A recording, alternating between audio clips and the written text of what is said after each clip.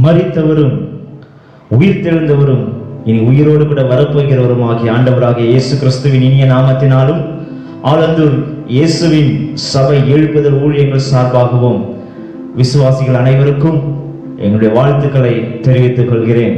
இன்றைக்கு நடக்கிற இந்த நாட்களிலே ஞாயிற்றுக்கிழமை தோறும் முழு ஊரடங்கை அரசாங்கம் அறிவித்திருக்கிறபடினாலே சபை கூடி வர முடியாத ஒரு சூழ்நிலையிலே நாம் இருந்தாலும் நாம் தேவனை ஆராதிப்பதிலே எந்த விதத்திலும் சளைத்தவர்கள் அல்ல.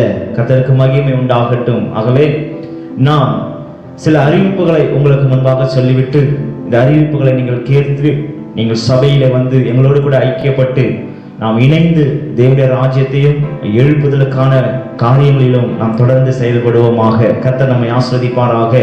நான் சொல்லுகிற அறிவிப்பை நீங்கள் கவனமாக கேட்டு அதோடு எங்களோடு கூட இணைந்து நீங்களும் தேவ ஊழியத்தில் இணைந்து செயல்படும்படியா உங்கள் யாவரையும் நான் அன்போடு கூட கேட்டுக்கொள்கிறேன்.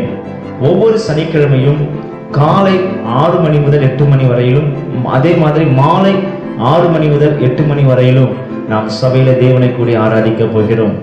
ஆகவே காலை வேலைக்கு செல்கிறவர்கள் நீங்கள் ஆராதித்து விட்டு வேலைக்கு செல்லுங்கள். மாலை வேளையிலே வர முடிந்தவர்கள் நீங்கள் எல்லோரும் என்ன செய்யுங்கள், சபைக்கு வந்து தேவனை ஆராதியுங்கள். காலையில நான் ஆராதித்து விட்டேன், பரவாயில்ல, நான் சாயந்தரம் போகக்கூடாது அப்படிலாம் கிடையாது. நீங்களும் வந்து தேவனை ஆராதிக்கலாம். நாம் ஜீவனுள்ள தேவனை ஆராதிக்கிறோம். இன்றைய நாட்களிலே தேசத்திற்கு ஜெபம் தேவை. ஜனங்கள் அழிந்து போய் கொண்டிருக்கிறார்கள், அவர்களை மீட்பதற்கு ஜெபம் தேவை. எனவே நாம் தேவனை ஆராதிப்போம். அவருக்காக தேவ சமூகத்தில் ஜனங்களுக்காக நாம் பரிதவிக்கக்கூடிய காலகட்டத்தில் இருக்கிறோம்.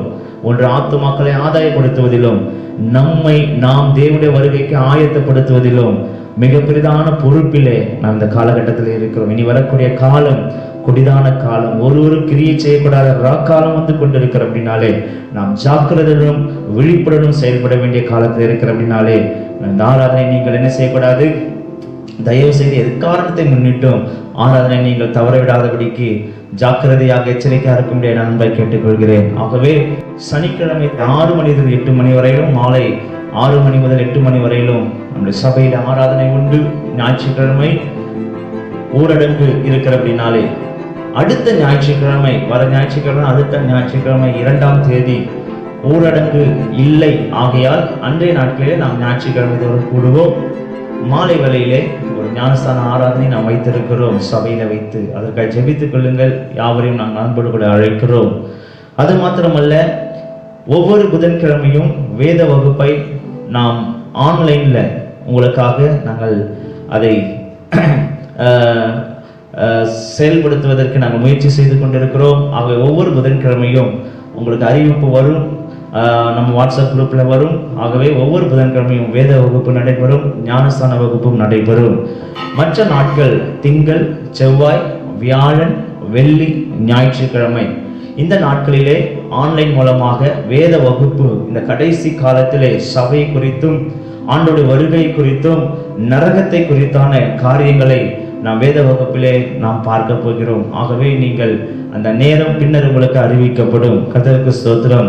ஒவ்வொரு ஞாயிற்றுக்கிழமை ஊரடங்கு இருக்கிற அந்த ஞாயிற்றுக்கிழமைகளிலே நாம் கூட முடியாதபடினாலே ஆன்லைனிலே 10 மணிக்கு, காலை 10 மணி முதல் 11:30 மணி வரைக்கும் 1.5 மணி நேரம் நாம் ஆராதித்து சில காரியங்களை நாம் வேதத்திலிருந்து இந்த கடைசி நாட்களுக்குரிய காரியங்களை வேத வகுப்பு மூலமாக நாம் சில காரியங்களை கற்றுக்கொள்ள போகிறோம்.